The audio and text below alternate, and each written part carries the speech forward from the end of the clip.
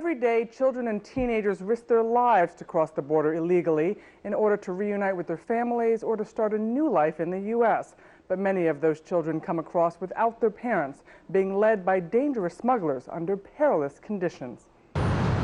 Every day, thousands of people try to cross the U.S. border illegally.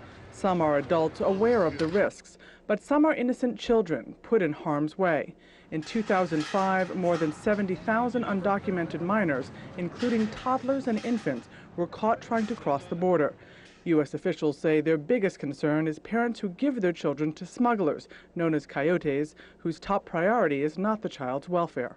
It's just too dangerous to pay a smuggler to smuggle their children.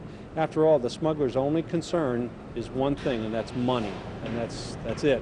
Some smugglers use phony documents to get children through ports of entry, but this is one of the few safe ways they're smuggled in. Many children are snuck in like this, in dashboards, gas tank compartments, under the floor. One little girl was found stuffed inside a piñata. We've had children under seats, inside seats. We had a young girl who was about 10 years old. She was inside a seat under the metal banding, and the driver, a full-grown adult male, was sitting right on top of her, right on her. Vincent Bond from the U.S. Customs and Border Protection at the San Ysidro-Tijuana port of entry explained that smugglers go to extreme measures in order to get paid. Children who were so overcome by heat or by fumes that we had to take them to the hospital. As children are taken across treacherous deserts or tough mountainous terrain, they're sometimes abandoned by their human traffickers if there are difficulties. They are also easy targets for exploitation. It was reported that a couple of two sisters were almost sexually abused by the smugglers at night, during the nighttime when they were walking, and they got separated from the group in order to be abused. In the past, what to do with illegal minors who were caught was a huge problem. U.S. officials didn't want to send them back across the border without anyone on that side being accountable for them. But 3 years ago, U.S. Customs joined forces with the Mexican consulate and came up with a plan to have the Mexican Family Welfare Department, known as DIF, take the minors into their care and help to repatriate them with their families. Verda Mendez gets as many as 20 underage minors a day at this DIF center. The children are tired, hungry, and alone.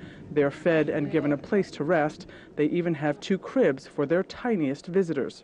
When they are brought back to Mexico from the U.S., we keep them here. I identify them and look for their families. This boy is just 12 years old. I went across to be with my grandparents. I've tried to go 5 times, but I've been caught.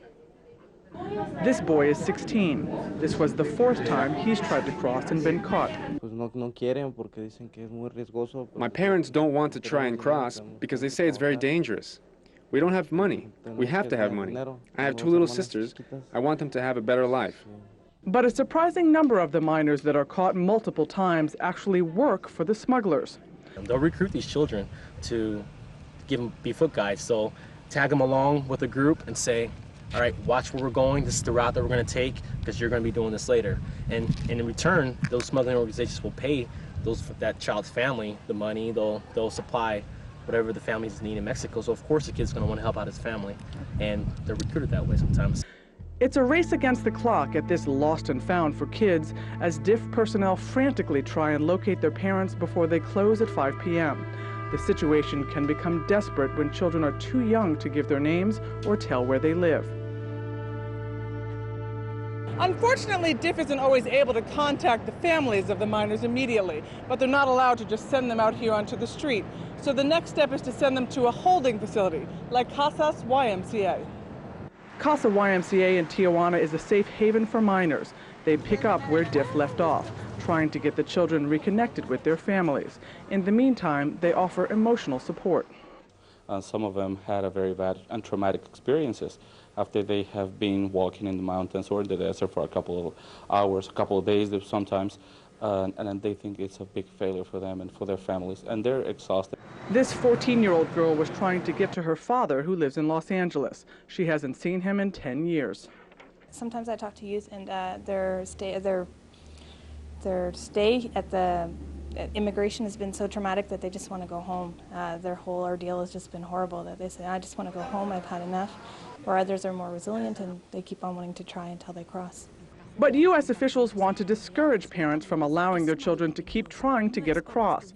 So U.S. Customs and Border Protection started a Spanish-language public outreach campaign called Don't Be a Victim. One dramatic television spot depicts a mother reassuring her son before he is stuffed into the trunk of a car. A sneering smuggler reassures them that there's nothing to worry about because he's a professional. As the trunk lid closes, the picture changes to the lid of a coffin with the tearful parents grieving at their son's funeral. A second spot shows a mother and her young daughter sweltering in the trunk of a car. The child begins to gasp for air and faint, but they are trapped. On this day, the CASA staff has been able to locate the families of all 4 of these teens, and they'll be reunited with their parents soon. The end of a long journey has ended well. Lucky for them. They're very grateful, and the youth are very grateful to see their parents. There's a lot of tears, a lot of hugs. It's nice. If you would like more information about the U.S. Customs and Border Protection campaign, Don't Be a Victim, you can log on to their website at cbp.gov. Back to you.